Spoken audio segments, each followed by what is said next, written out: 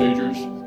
We'd never see the whole nation except the building. Now, we've been told that there have been some of the protesters have breached the security perimeter. There are barricades around the building, and some protesters apparently have breached that perimeter, which has led to this escalating situation with police. Now, this who have gathered in these huge numbers, walking over from the area near the White House up to Capitol Hill, and we see these huge crowds.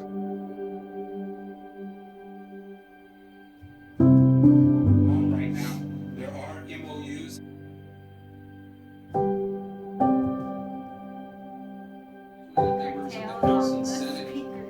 I mean, maybe in some third world country, but you know, here you got a situation where the president's stirring the pot. He's got his allies in there. They have unleashed something that they cannot control, and they need to understand that. Now, control can be regained, and again, I'm telling you now, it's not going to be pretty. And if I was there, I guarantee you, we would do whatever we had to do to get them the hell out of there. But you know, it never should have gotten this far. Never.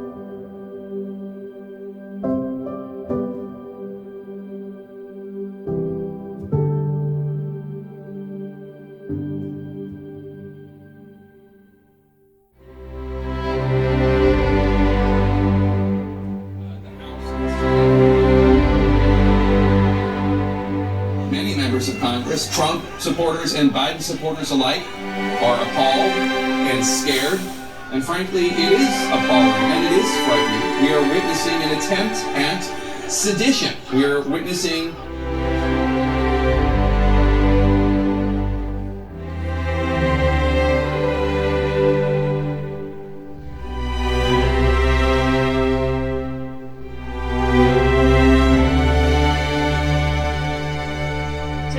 this law enforcement source who said, we are stretched very thin trying to hold back.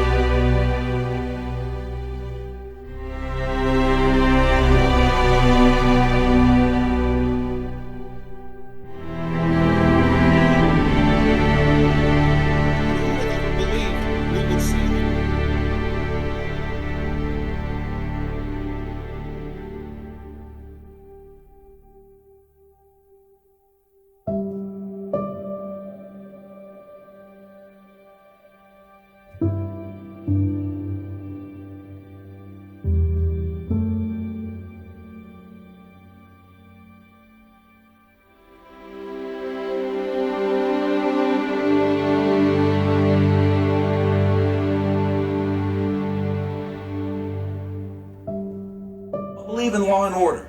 If you're against traitors, if you are for patriotism, there needs to be a uniform denunciation from top to bottom of the Republican Party of what we're seeing. And the last thing I just want to say is this. You know, for Keisha Lance Bottoms, a black woman who was a mayor of Atlanta, when they started rioting in Atlanta, she stood up and she said, "You stop it.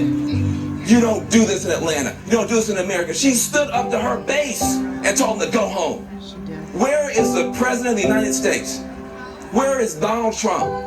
Show the wisdom and the intelligence and the strength of a black woman mayor of Atlanta in the middle of this riot, and then we can get someplace. Now, the difference here is that the mayor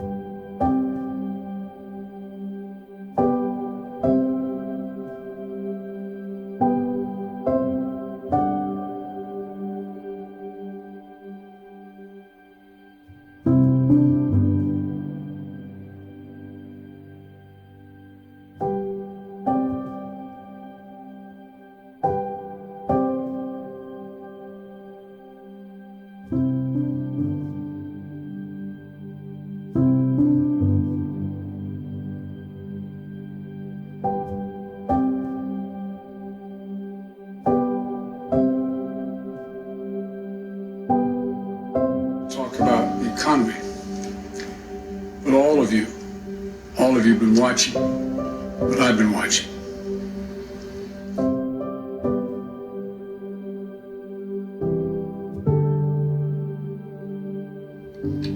What we're seeing are a small number of extremists dedicated to lawlessness.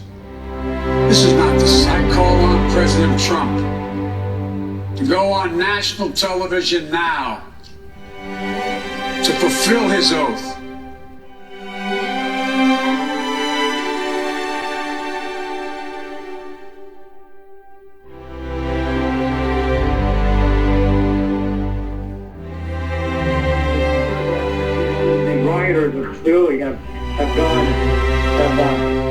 have gone big, all elements of the some areas of the building are secure.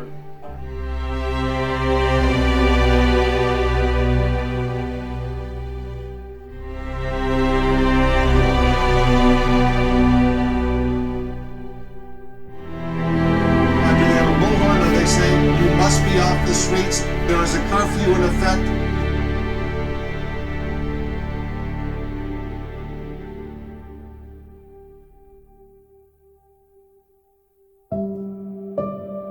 You have a lot of relationships with members.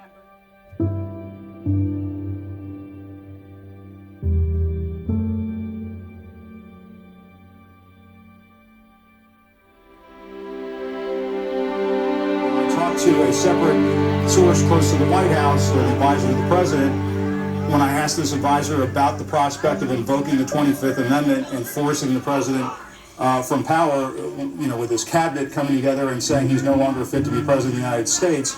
This advisor said, in the United States, our closest ally and neighbors, violence will never succeed in overruling the will of the people. Democracy in the U.S. must be withheld, and it will be. And we're definitely seeing as well, Jay, Leaving that note, we will not back down. Now, this violence was sparked by the President of the United States, Donald J. Trump, who rallied that crowd earlier today. We're going to walk down to the Capitol.